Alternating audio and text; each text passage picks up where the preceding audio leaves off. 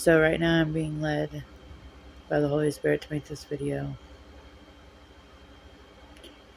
Yahuwah,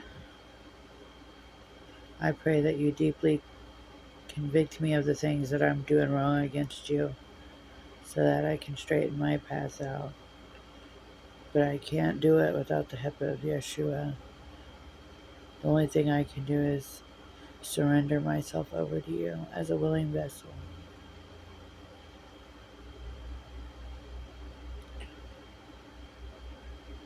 And I come bearing everything with arms open, surrendering all unto you, Yahuwah and Yahusha of Nazareth.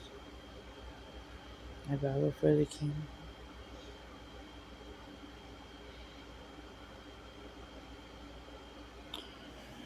Thank you, Yahusha, for dying on the cross for my sins.